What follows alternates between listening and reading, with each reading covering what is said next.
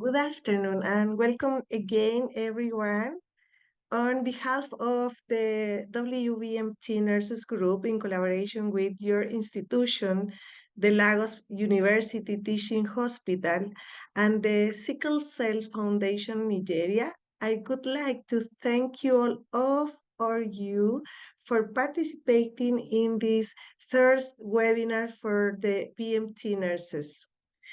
Today, we have another set of the wonderful speaker who will share with us very relevant topics, the future of knowledge and insight related to VMT patient care, as well as the fundamentals of internal policies and procedures. Our first speaker, it is a great friend of us, is Gloria Ceballo Batista from Hospital de Niño Dr. José Renan Esquivel from Panama. She obtained her training in the care of patients undergoing bone marrow transplant at the Hospital da Clínicas Universidad Federal do Paraná, Curitiba, Brazil, and she's as well as a blood bank nurse, BMT nurse, oncology nurse, and an educator nurse in oncology. She is involved in the National Program of Childhood Cancer Nurse Coordinator with WHO, PAHO, and St. Jude Global Alliance, and a top 10 finalist of the Aster Guardians Global Nursing Award 2023. Unfortunately, Gloria Ceballos cannot join us in person due to the difficulty of the time zone difference, but nevertheless, we thank her for her kindness and generosity in preparing and sharing with us her time expertise to present the topic on blood product support in hematopoietic stem cell transplantation. Blood product support in hematopoietic stem cell transplantation. We are going to review some introduction to hematopoietic stem cell transplantation, blood components and their roles, transfusion support protocols, complication and management, nursing care in transfusion support, and some conclusions. Introduction to hematopoietic stem cell transplantation. During the hematopoietic stem cell transplantation, the patient receives high doses of chemotherapy and/or radiation to destroy the diseased bone marrow. The healthy stem cells are then transplanted into the patient's bloodstreams, where they travel to the bone marrow and begin producing new blood cells. Transfusion support is crucial in the HSCT because the high doses of chemotherapy and radiation can damage the patient's blood cells and the immune system. Patients often require blood transfusions to support their red blood cell, platelet, and white blood cells counts during the recovery process. As we can see here, the patient receives supportive treatment, and that kind of treatment includes the transfusion support. Prior to transplantation, patients may receive red blood cell platelet transfusion to address low cells counts, as chemotherapy and radiation during the conditional regimen can cause significant depletions. As we can see here, the chemotherapy is received by the patient from the donor, and in that time, the patient needs to recover, and the transfusion is a support treatment. Blood components and their roles. The blood components and their roles, we have the red blood cells, and the medical use is a tissue oxygenation, platelets, preservation or cessation of bleeding, plasma, cessation of bleeding. Blood components and their roles. The red blood cells have the function are primarily responsible for transporting oxygen from the lungs to the rest of the body tissues and carry carbon dioxide back to the lungs for exhalation. As we see here in this picture, the red blood cells carry the oxygen from the lungs, and then the carbon dioxide is go out through the lungs with the oxygen that is not working for the patient anymore. Transfusion of red blood cell is indicated in conditions such as severe anemia, acute blood loss, or chronic condition where the body cannot produce enough red blood cells to meet its oxygenation needs. Blood components and their roles. Platelets are crucial for blood clotting or hemostasis. When blood vessels are damaged, platelets adhere to the site of injury, aggregate together, and release chemical that stimulates the formation of a blood clot to stop bleeding.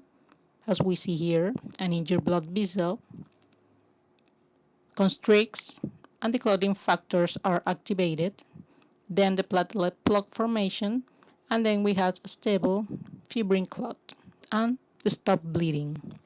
Platelet transfusions are typically indicated in patients with low platelet count in thrombocytopenia due to conditions such as chemotherapy condition faced in the bone marrow transplantation. Blood components and their roles.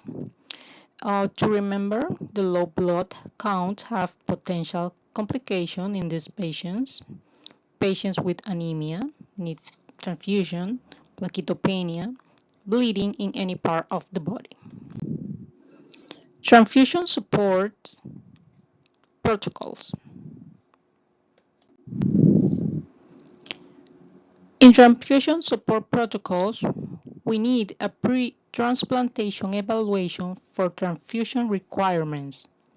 Before undergoing a transplant, patients typically undergo a thorough evaluation to determine their transfusion requirements. This evaluation involves assessing their blood count, coagulation profile, and any pre-existing conditions that may affect their transfusion needs. The transfusion protocols and monitoring parameters. Transfusion protocols refer to the specific hemoglobin or platelet level at which transfusion is indicated for patients undergoing hematopoietic stem cell transplantation. These protocols may vary depending on the patient's clinical condition, comorbidities, and the type of transplant they are undergoing. Monitoring parameters involve regular assessment of the patient's blood counts, coagulation profile, and clinical symptoms to determine if transfusion is necessary.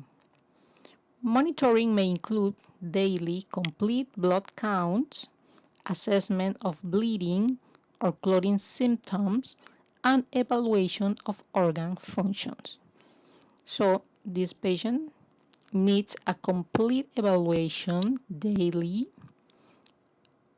every day of before and after the transplantation.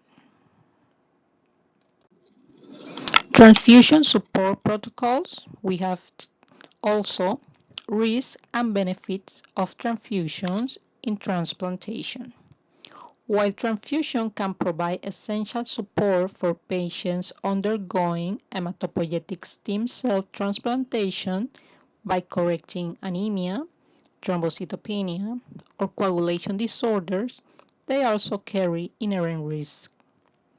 Risks of transfusion include transfusion reactions, autoimmunization, that is a development of antibodies against donor blood antigens, transmission of infection diseases, and potential adverse effects on immune function. Benefits, of course, of transfusion include providing oxygen delivery, preventing bleeding complications, and supporting the patient's overall clinical stability during the transplant process. So we are going to need the benefits and the risk. Complication and management. In the complication and management, we are going to see common transfusion reactions. Transfusion reactions can occur due to various factors, including incompatible blood type, transfusion of contaminated blood, or an immune response to certain components of the blood. For example, we have the febrile non-hemolytic reaction. It's characterized by fever, chills, and rigors. It's often caused by antibodies to leukocytes or cytokines in the blood product. The other one is allergic reaction. Presents with hives itching and in severe cases anaphylaxis. It's typically caused by sensitivity to plasma proteins or additives in the blood product. Another one is the hemolytic reaction. This is the most severe type where the recipient's immune system attacks and destroys the transfused red blood cells. It can lead to acute renal failure, disseminated intravascular coagulation, and shock. So this is a very severe reaction. We also have transfusion-related acute lung injury or trailing. Results in acute respiratory distress shortly after transfusion. It's caused by antibodies in the donor plasma reacting with the recipient's leukocytes, leading to capillary leak and pulmonary edema.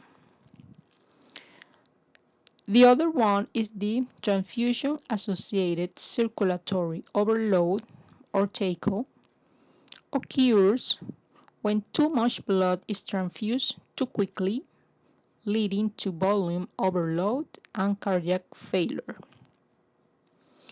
These two complications are not very often, but it's important that we know that this exists, and this can be a danger to these patients, which have many complications and many transfusion support during the transplant. The other one is the transfusion-associated graft versus host disease. This complication occurs when the transfused component carries competent donor lymphocytes capable of recognizing antigen differences in an immunocompromised recipient, who is the patient, unable to react to aggression from donor cells.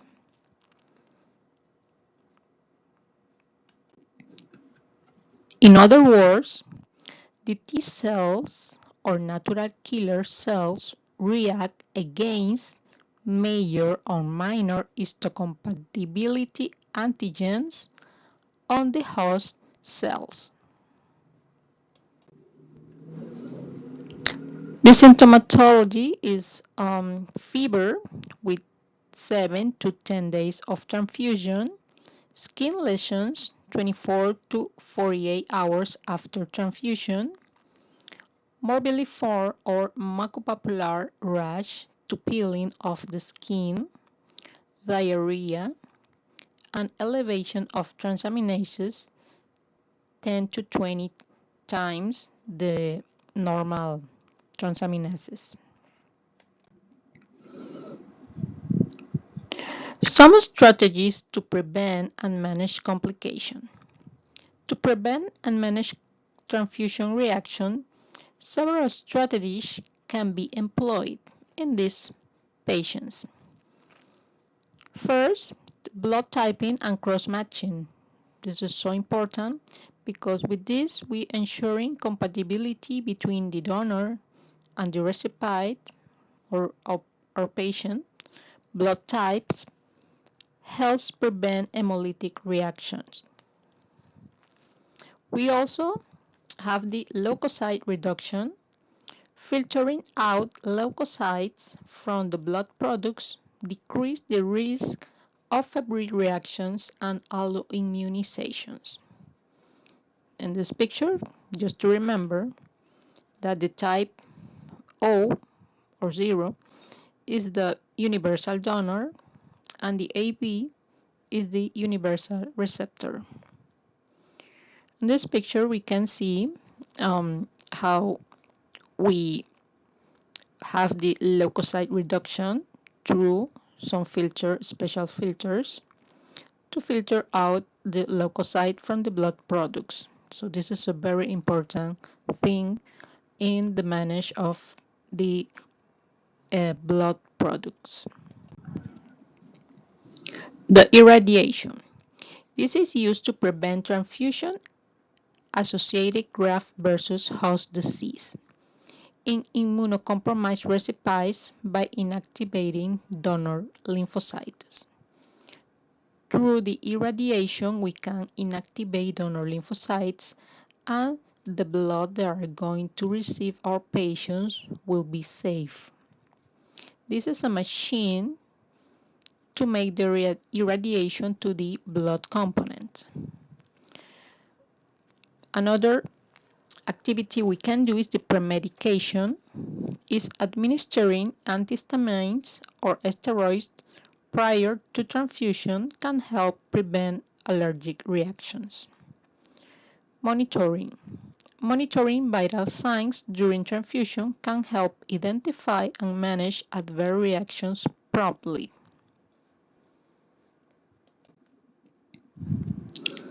In this picture, we see how some cells of the donor have a reaction to the host or the patient. For example, in the acute hemolytic reaction, we have red blood cells with A and V antigens who have an hemolysis into the anti-A or anti-V IgG or anti-A or anti-V IgM. In the case of non-hemolytic febrile, we have involved the reaction of immunological reaction through the cytokines of the donors to the antibodies against the white blood cells. The minor allergic is regulated by the reaction of mast cell degranulation between the plasma proteins of the donors and the antibodies against plasma proteins of the host. The anaphylaxis, which is a very hard complication, the mast cell degranulation reacts between the plasma proteins IgA antibodies to the AGI deficient host with anti-IgA of the host. In the trellis, we have some antibodies in the donor which have a reaction in the donor antibodies activation host granulocytes of the lung This is because the granulocytes of the host. There is a post-transfusion purpura. There is not very common, but it could happen. This is mediated by the reaction of binding leads of destruction of platelets of the donor and development of alloantibodies after sensitization of the host. The delayed hemolytic is mediated by a reaction called extravascular hemolysis, and the red blood cells of the donor react to the antibodies against red blood cells after sensitization of the host. And this is how these complications happens in these patients. Nursing care in transfusion support. We must identify the patients, verification of the blood components, and monitoring for adverse reactions. Treating the symptomatology, the use of antihistamine or corticosteroids, use of oxygen therapy, and necessary supportive measures. We must transfuse the components in the time that is the right time. The red blood cells must be transfused in 2 to 4 hours, platelets 5 to 10 minutes each unit, apheresis platelets 15 to 30 minutes, the plasma 30 minutes to 1 hour. All components must be run in the prescribed time due to the danger of bacterial contaminations. And this is how the dose will be calculated. For example, the red blood cells 10 cc per kilo equal like plasma, and the platelets 1 unit per 10 kilos.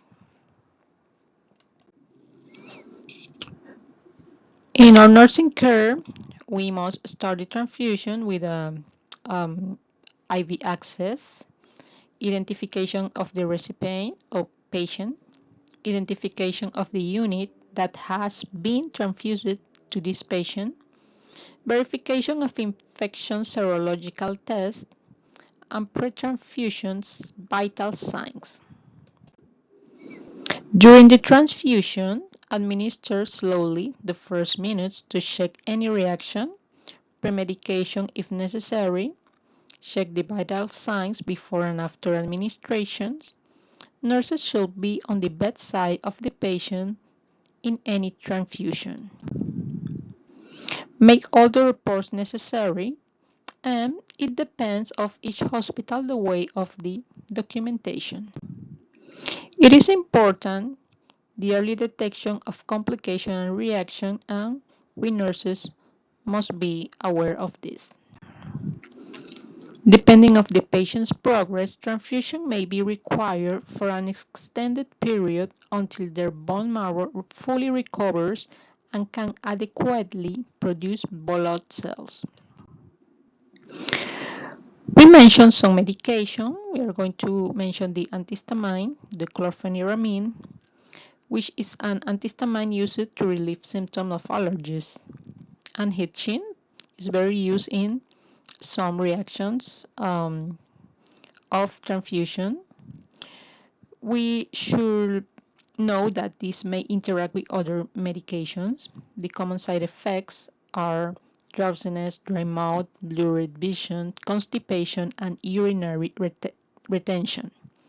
If the patient presents severe symptoms such as difficult breathing, chest tightness, or swelling of the face, lips, tongue, or throat, it represents a major urgency and we must act quickly.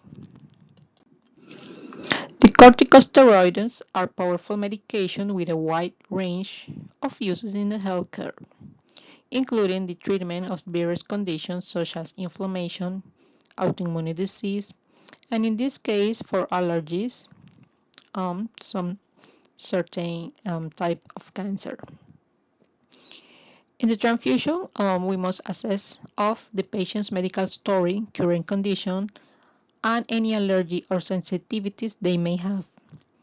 Monitoring vital signs is essential during any treatment with corticosteroid therapy. Educate patients and parents about the purpose of corticosteroid therapy, potential side effects, administrate prescribed dose, route of administration, and frequency of corticosteroid therapy. Monitoring for adverse effects, including immunosuppression, hyperglycemia, hypertension, fluid retention, mood changes, or gastrointestinal problems. Corticosteroids can suppress the immune system, and these patients are already suppress the immune system. Increase the risk of infections, of course. Nurses should emphasize the importance of good hand hygiene to reduce the risk of infection in patients of transplant receiving corticosteroid therapy. Psychological support, because corticosteroid therapy can have psychological effects, including mood swings, insomnia, and anxiety. Nurses can offer emotional support and education. In conclusion, the conditioning regimen involves intensive chemotherapy and sometimes radiation to prepare the patient for the transplant. Hematopoietic stem cells are infused in the patient, which can be either autologous or allogenic. Transfusion may continue during this phase as the transplanted stem cells take time to engraft and restore normal blood cell production. This supportive care plays a vital role in the success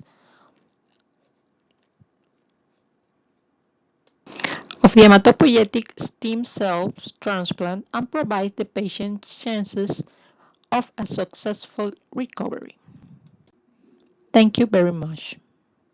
But thank you so much for this presentation. And our second speaker is Eugenia Trigoso from Valencia, Spain. And she is a clinical nurse with more than 30 years of experience in pediatric stem cell transplant. She is a pediatric specialist with master degree in hematopoietic transplant and bioethics as well.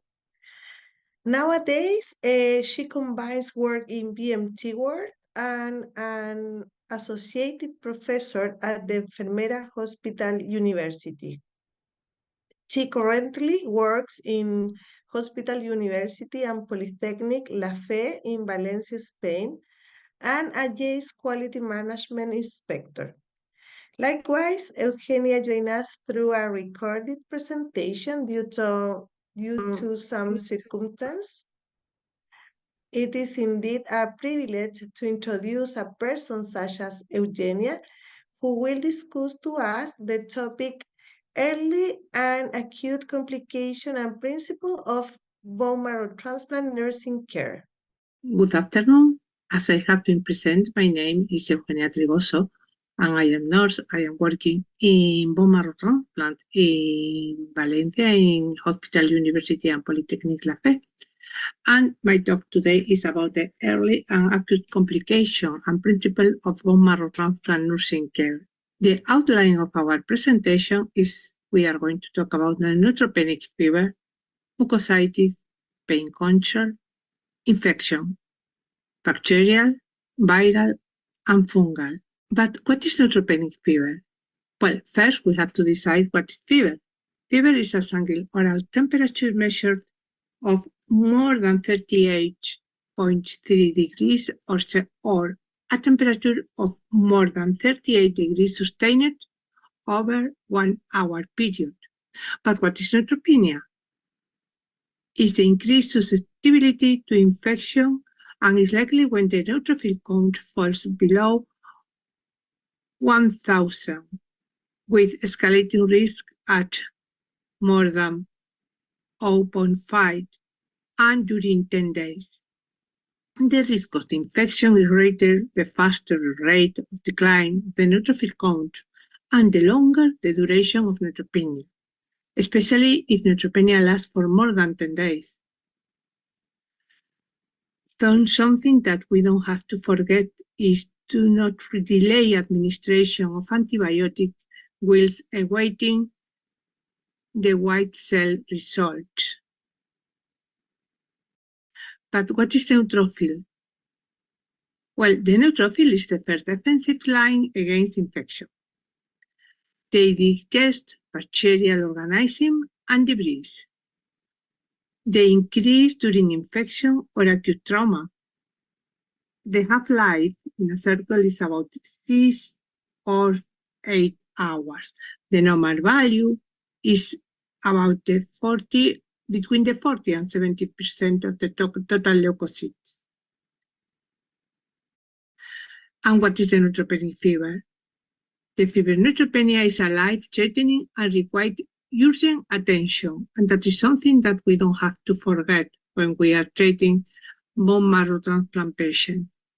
About 70–75% of deaths in acute leukemia, but about 50% of deaths in patients with solid tumor and related to infection secondary to neutropenia. 60% of febrile neutropenic patients prove to have infections, but 60–20% of the patients with neutrophil less than 104 millimeters cubic have a bacteremia. Fever is probably as a result of bacteremia. The most important bacteria is the gram-positive Koshi and the gram-negative bacilli. But also we don't have to forget the fungal infection that tend to occur after patients have received broad-spectrum antibiotic and have had prolonged period for neutropenia, but may present at primary infection also. A longer period of neutropenia can be expected in allogeneic than in autologous transplant. All of us know that the allogeneic bone marrow transplant is in some way more dangerous than autologous transplant.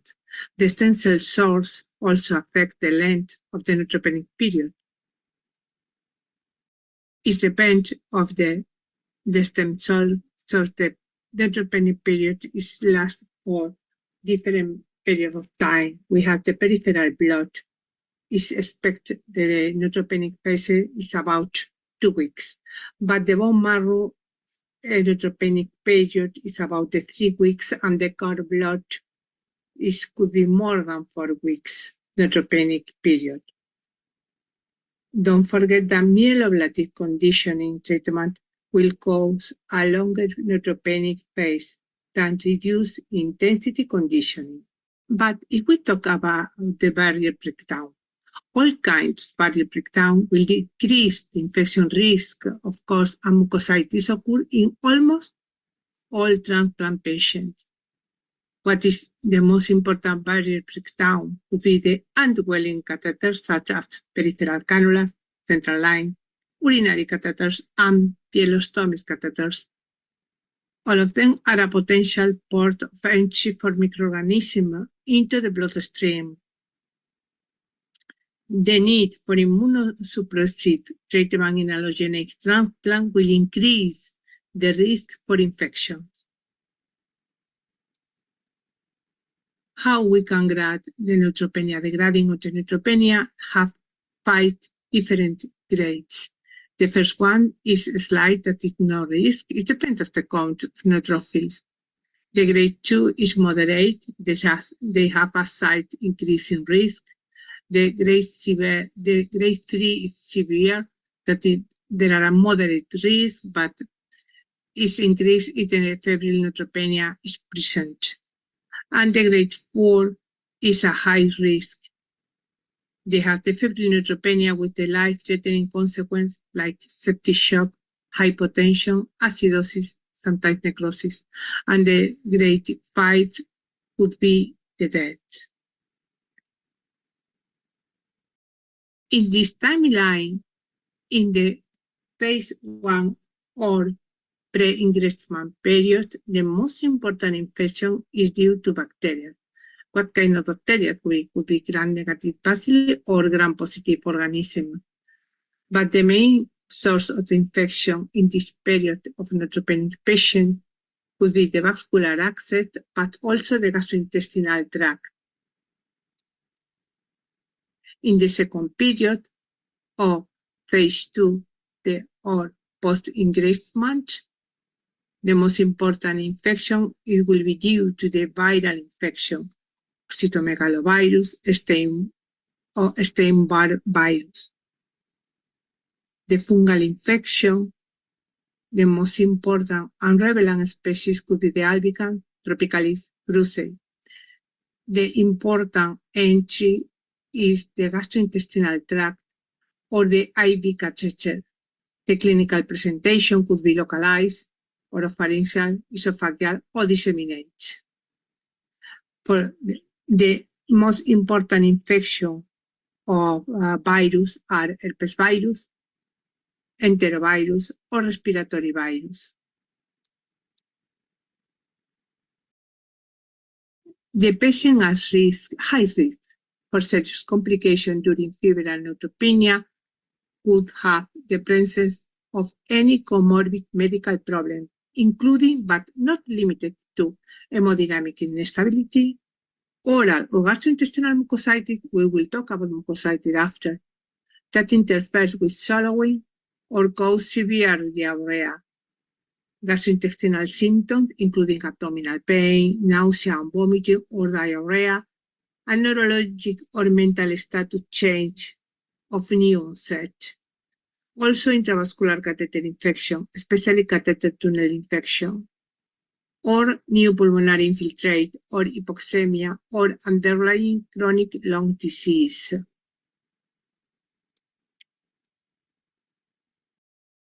How we can minimize the risk of neutropenic complication?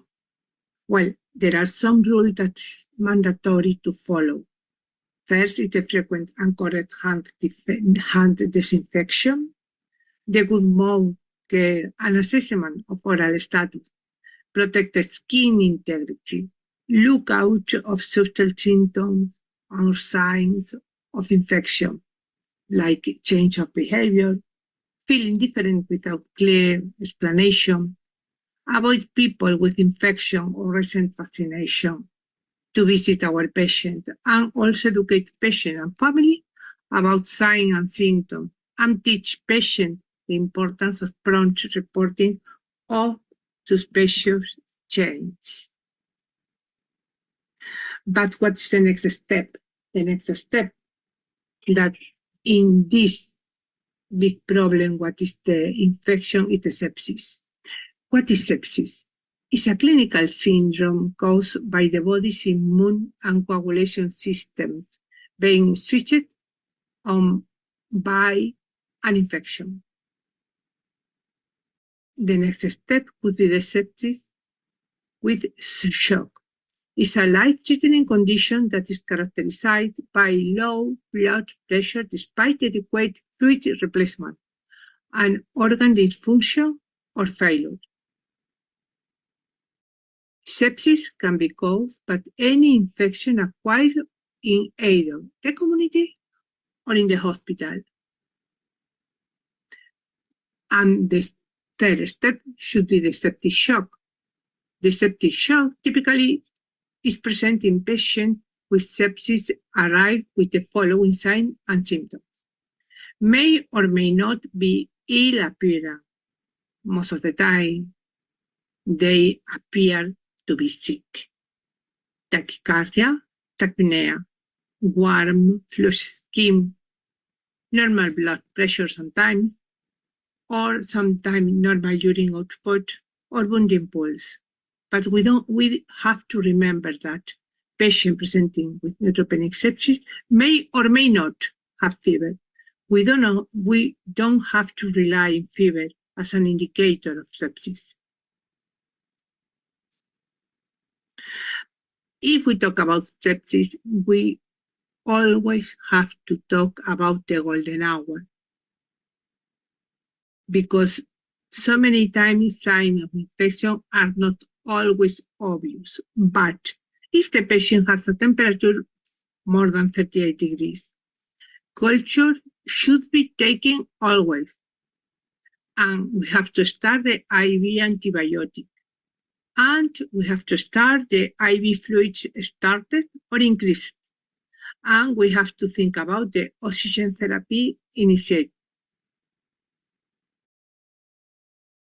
We know that fever and neutropenia in combination needs to be treated immediately.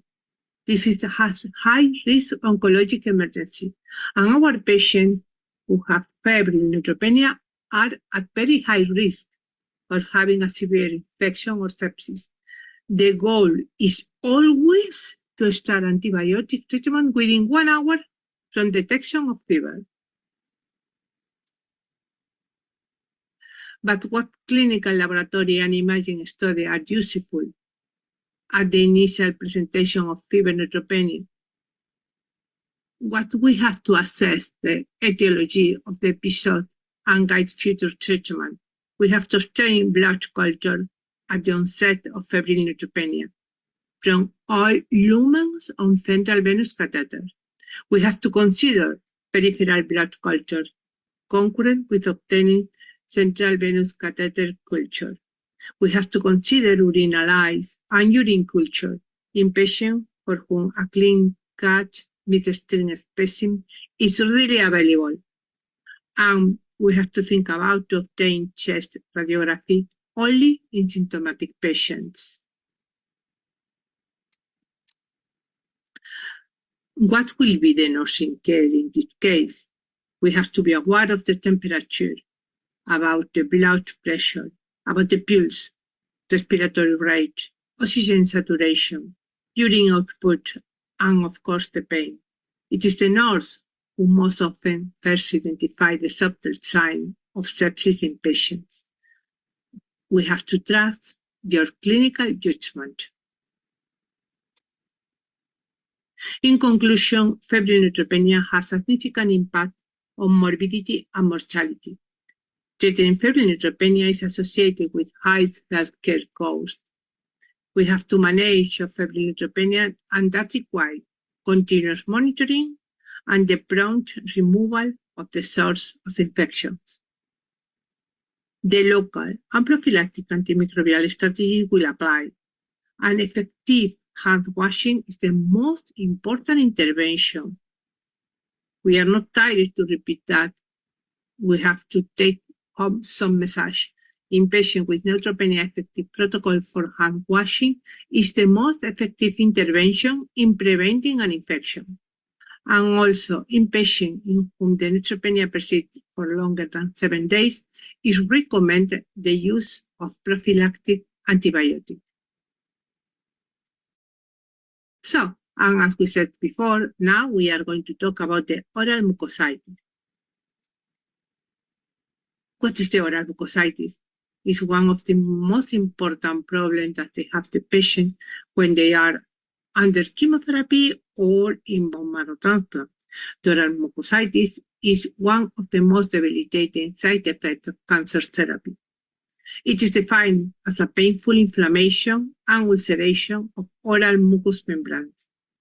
Most of the patients, 75 or 99%, undergoing conditional regimen for hematopoietic stem cell transplant are going to develop oral mucositis. The prominent symptoms include oral and abdominal pain, difficulty in chewing, eating, drinking, swallowing, and speaking, change of taste, or diarrhea. The neutropenia, mucositis, and central venous catheter infection or acute graft-versus-host disease is always present in the pre-engraftment period. How we are going to define the mucositis is a generic term for inflammation and ulceration, which can affect the mucous membrane anywhere along the gastrointestinal tract and affect patients undergoing to radiotherapy or chemotherapy. The oral mucositis is the inflammation of the mucosal membrane from the inner surface of the mouth But what is the stomatitis? In addition to the oral mucositis, also include all non-by-chemo or radiotherapy-induced inflammatory reaction of the oral mucous membrane, the gingiva, and the teeth elements. Also, we can take into account the gastrointestinal mucositis. It's the specific term for the gastrointestinal mucosal lesion caused by cytotoxic anti-cancer therapies. The oral mucositis is characterized by ulceration, which may result in pain, very hard, very acute pain, dysphagia, and impairment of the ability to talk. Mucosal injury provides an opportunity infection to flourish, placing the patient at risk of sepsis and septicemia. In the pathophysiology of the oral mucositis, we can see that the first 2 days they are a normal epithelium. In the phase 1 is the initiation that is made by radiation or chemotherapy. After we can see the damage of the blood vessel between the days 2 and 10, and the ulceration or mucositis is between the days 10 and 15 after the chemotherapy administration, but is supposed to be healing between the day 14 or 21 after the administration of the chemotherapy or radiotherapy. About the prevalence, we have to think about that 50 to 40% of the patient under the standard chemotherapy or treated with the standard chemotherapy is going to develop oral mucositis, and 70 or 90% of the patient undergoing to myeloablative conditioning for hematopoietic stem cell transplant, and of course almost 100% of the patient under treated with radiotherapy for neck or head cancer. The risk factors for oral mucositis could be related to the patient or to the treatment. Related to the patient could be the most important will be the nutritional status, the type of tumor, poor oral care, salivary function, or other persisting oral problem. Also the age and gender and the genetics. But oral mucositis related to the treatment is due to the schedule, dose, type of chemotherapy drugs, radiotherapy, or neutropenia. The oral complication of the hematopoietic stem cell transplant always include oral mucositis, xerostomia, malnutrition, oral graft-versus-host disease, ulceration, change of taste, bleeding, pain, inability to speak, osteonecrosis, and time. We have to take into account that the mucositis usually occur between the days 4 and 10 after the conditioning. Talking about the risk assessment, we have different phases. They have the anamnestic evaluation, that is a direct risk, is, as we talked before, is due to the age, gender, and not more. The anamnestic evaluation, that is the direct risk, the initial conditions of oral cavity, presence of lesion, caries, protective hygiene habits, previous episodes of mucositis. Or the clinical evaluation, indirect risk, conditioning, intensity, duration, drugs, TBI, type of illness, comorbidities. But the baseline evaluation with a specific tool is needed. The WHO scale is the most important scale that we can use in that case. The assessment would include the evaluation, scoring and scale, mouth inspection, alimentation ability, and pain. The signs and symptoms that we have to take into account for the evaluation will be the pain, the nutritional problem, the saliva, and the bleeding. The pain could be important. Always in nutritional problem, they have going to have always shallow problems and difficulty to chewing and edema. If we talk about the saliva, the quantitative deficit, dryness, or xerostomia. And most important point could be the bleeding. It could be spontaneous or provoked.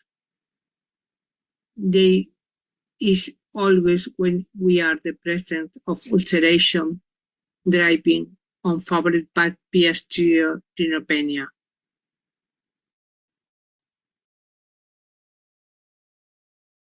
The main purpose of the scoring at the beginning of the treatment is recording of the initial situation. The scoring before and during the treatment gives the nurse the possibility to provide advice to the individual situation and needs of the patients. We have to use the same measuring instrument. What is the best instrument depends on the circumstance.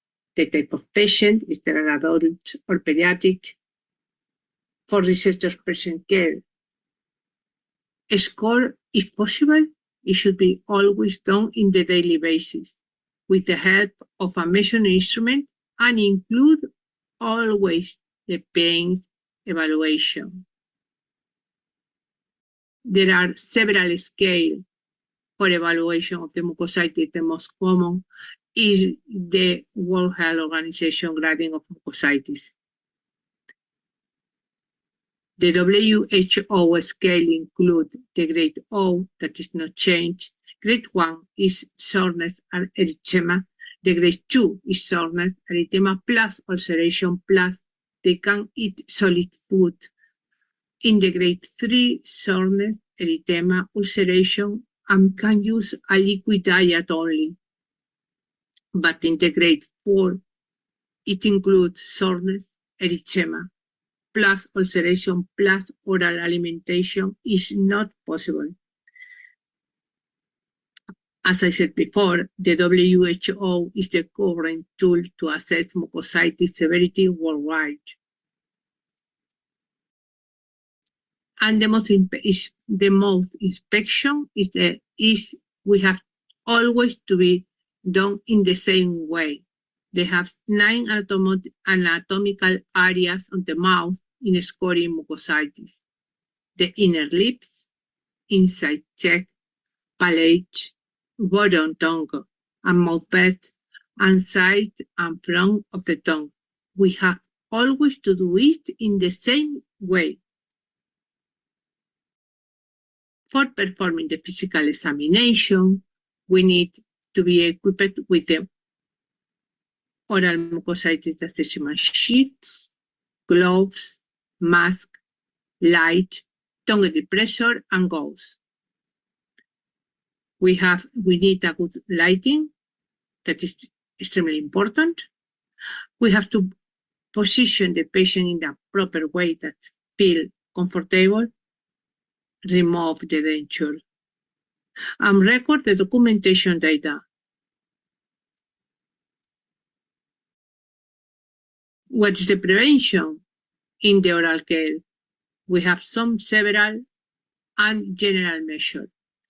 First is daily oral inspection, elimination of source of infection or trauma, broken teeth, broken prosthesis, tartar removal, at least 15 days prior to admission, soften lips with lip balm or Vaseline balm, offensive water to keep the mucosa moisturized. And if patients are not self-sufficient in oral hygiene, it is necessary that a nurse help them. Talking about the rinse and mouthwash, sometimes the specific mouthwash are not usually necessary, but we prefer to rinse with sodium chloride solution or sodium bicarbonate. If mouthwash use, we have to rinse the mouth with 15 milliliters of the product for about 1 minute. Do gargle and spit. Avoid eating or drinking for at least 30 minutes after. We have to remove the denture. Use the denture only during the meals.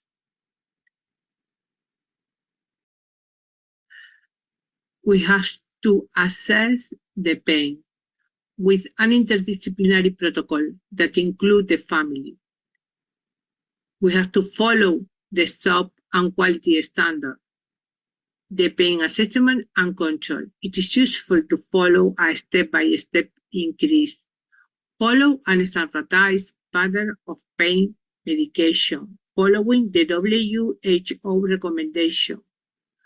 Controlled analgesia with morphine if needed. Transdermal fentanyl, morphine mouth rinse, and doxepin mouth rinse is needed. Talking about the pain control, in the grade 1 or 2, we have to provide simple analgesia that include soluble paracetamol, 1 gram,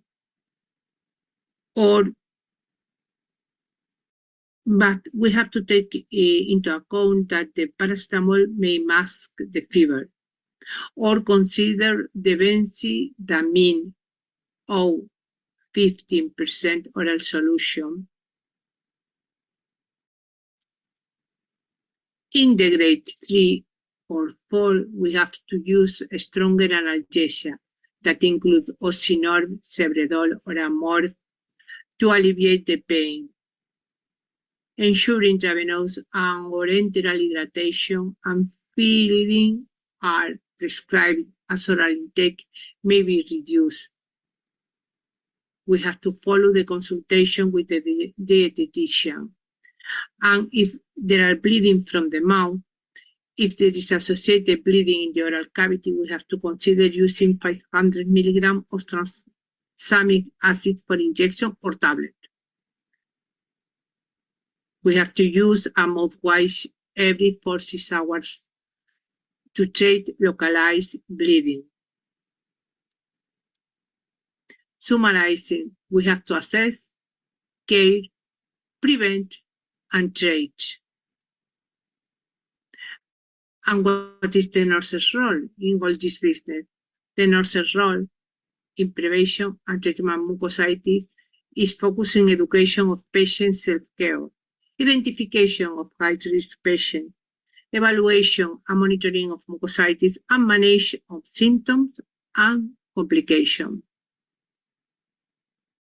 Don't forget that nurses have a critical role in all aspects of managing mucositis, including assessing, teaching oral care, administering pharmacological intervention, and helping patients cope with symptom distress. But we don't have to forget that despite its acknowledged importance, oral care is one of the first things to be set aside when workloads are excessive. And that is not from me, that is from Anita Marwai.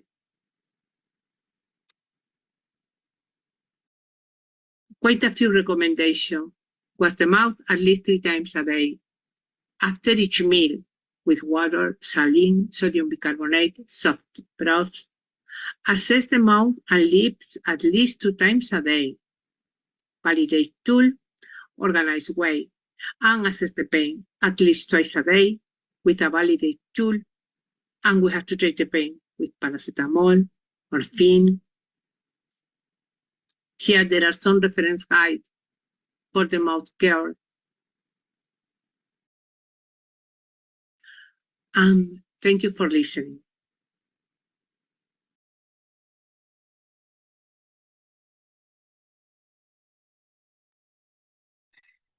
Thanks, Eugenia, for very interesting presentation. So now we are going to present our next guest speaker. She is another expert nurse of great reputation on JC accreditation matters. She is one of a former presidents of the European Society for Blood and Marrow Transplantation Nurses Group and past president of the EBMT UK group for 11 years. Carol Charlie moved to Cape Town from the UK in 1978 and trained as an apheresis nurse within the BMT team. This was before antifungal and antiviral drugs were available.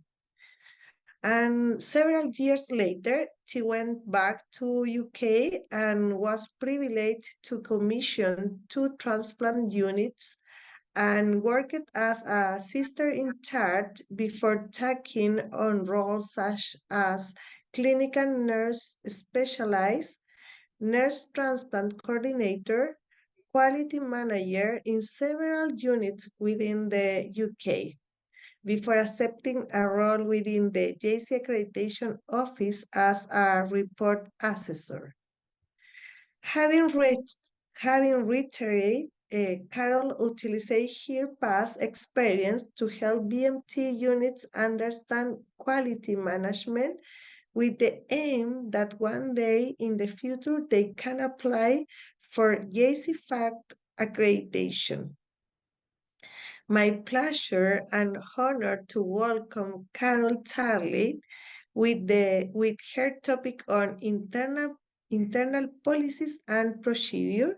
She will be join us later during the discussion session. Go ahead, Carol. Welcome everybody, and thank you very greatly for joining this session today, and also thank you for our 2 previous speakers who've done a grand job. And once again, I have to thank the organisers for inviting me to talk to you on internal policies and procedures.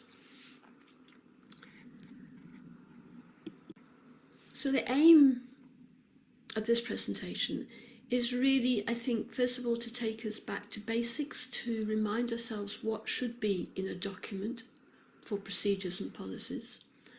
And I thought it would be good to look at the gold standard. And I've reviewed the JC accreditation standards, looking at what standards they highlight for blood transfusions, early and acute complications. And I'm hoping that this presentation will allow you enough information to decide whether your hospital policies are sufficient or whether you need to write your own policies, or that you can use both in conjunction with each other. So quickly back to basics. Any procedural document or any document should be sufficiently detailed and unambiguous to allow trained staff or even untrained staff to complete that procedure successfully. And in writing that procedure, there should always be a clear written description of the objectives, a description of the equipment and supplies used, and you may want to include endpoints and ranges of expected results. Looking at your blood transfusions, you may want to put the threshold in when you start your blood transfusion or your platelet transfusion. Or if it's a cyclosporin related SOP, you may need to put in there what you hope the ranges of cyclosporin levels should be. There should always be a very stepwise description of the procedure, and you are allowed to reference other documentation or policies, etc., that are required to perform that procedure. And think about age-specific issues. You may think that just because you work in an adult unit only, it is not relevant. But don't forget that an adult can range from a 16, 18-year-old right through to a 70, 85-year-old person. And without their disease process, they're going to have different kidney function, for example, an elder patient compared with that younger patient. So please don't forget to consider your age-related issues. And if you work in a mixed adult and paediatric ward, then yes, it's very important to do this. And of course, you want a reference list of appropriate and up-to-date literature. And remember that these documents that you're going to write or you're going to use, they have to be approved. Yes, they are documented, they should be controlled, they have to be reviewed. There should be a review date on them, according to your hospital policies or any other organisation that you're going for accreditation with. And don't forget, where are these documents kept? Are they paper copies in a folder which people can photocopy? Or are they on the internet which they can download and print off?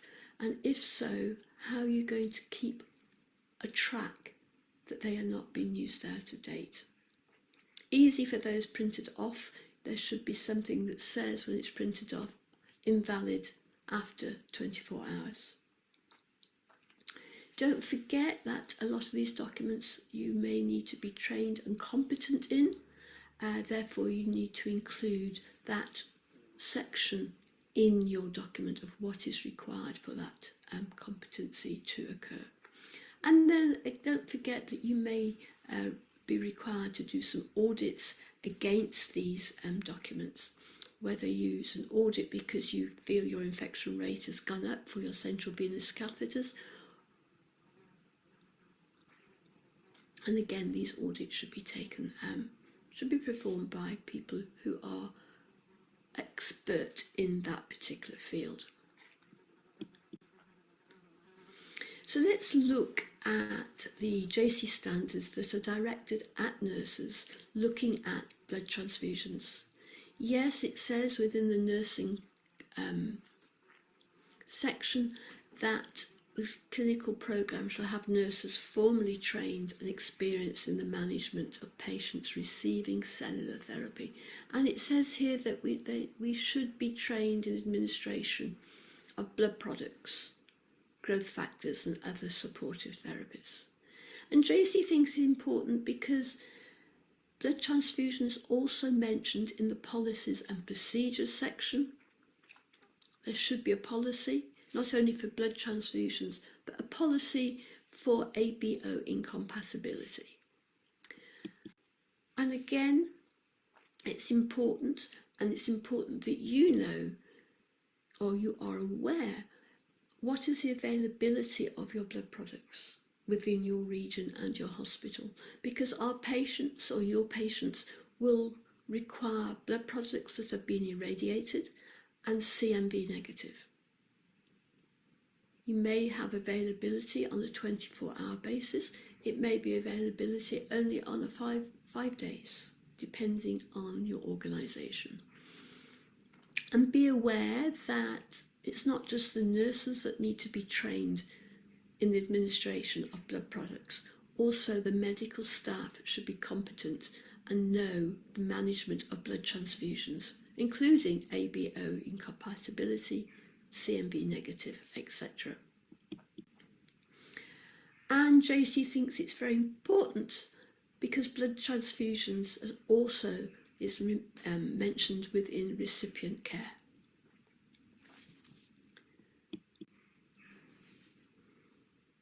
So I advise you to look at your hospital policy. If it does not cover irradiated blood products, CMV negative blood products, or the threshold for giving a blood transfusion is different for the hospital than what you would like to do for your patient population, then a supplemented document is required to be written and controlled. So let's look at procedures for complications, early or late or acute. Again, we've already said that nurses should be experienced, but within those set of standards, it says that nurses should really know when to call the medical personnel in emergency. You should have the recognition of cellular therapy complications and emergencies requiring rapid notification to the transplant team. Many of the policies and procedures will have been written by the medical staff, but for you to know when to recognise an emergency and to call medical staff, you really need to know what's in those policies.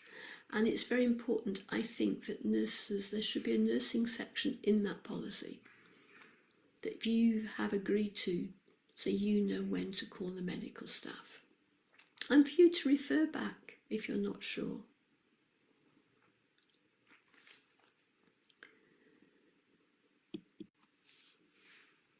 There are many policies and procedures that I would like to call supportive care that nurses may be involved with. And I'd like you to consider, has your hospital got a pain assessment tool policy? Is there a nutritional support policy? Is there a mouth care policy? Is there a skin care policy? Because all these may be there, but again, may need to be adapted for our patient population. Most patients within the hospital will not be suffering from mucositis of the mouth or graft versus host disease of the mouth or of the skin. So it's very important that we try and alleviate some of these complications or some of the symptoms. And then there's the nice add-ons of supportive care. Have we got a policy for calling in psychological help for our patients? And then there's those add-ons where it would be nice for the patient to have half an hour a day where nobody actually goes to see them. They can have their quiet time. Do we have therapeutic interventions such as music therapy or complementary therapy? Something that is completely different from everything that we do being invasive. Going to see a patient to take their temperature every 4 hours, it's invasive. They need something nice to look forward to. And there's the physiotherapy and exercise program. Again, we need to keep our patients mobile and to prevent further complications. And also that supportive one, we're looking forward for our patients to go home. But we need documentation of when that patient should be readmitted. And it should include leaflets to give to our patients so they know when to phone in the middle of the night, or they know which hospital they should be referred to. So again, I hope I've allowed you to think about your hospital policies. Can you use them, or do you need supplementary documentation for procedures?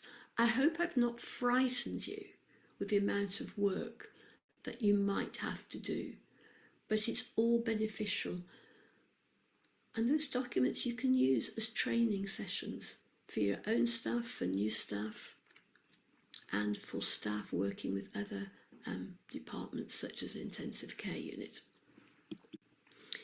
So I'd like to say a big thank you for listening, and I wish you all the best. Thank you. We want to thanks to all of our speakers. So now I'm going to present our next moderator, Amina Eismikebe. Okay, good afternoon from my own end. Right now, for now, there is no question being sent by the webinar participants. hopefully we'll expect them, and if there's none for now, we hope they could send in, and then we'll send it over to those who recorded the lectures, and then they will answer it for us. So please, for the participants, if there's any questions you would like to ask, we are open for questions. Thank you very much. So, okay, I've got one question here for one of the participants at my own end. So they want to clarify, this has to be with the paracetamol used for mucositis, the grade 1 and the grade 2. Now, is there a specific type of paracetamol to be used? Is it the tablet or the syrup, or there is a specific brand type to be used for the analgesics for mucositis? In our unit, depend of the patient. If the patient can take a oral way, we use for this way. If not, we can use a paracetamol by IV way. I don't know if I don't know which brand we use now, but depend of the way depend of the patient condition. But both of them is very well is on very well ways.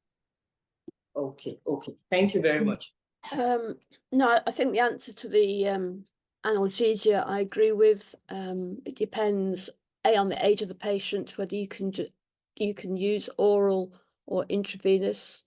But I would just like to say it's been great to chat to everybody today, and I wish you all the best with all the work you've got to do.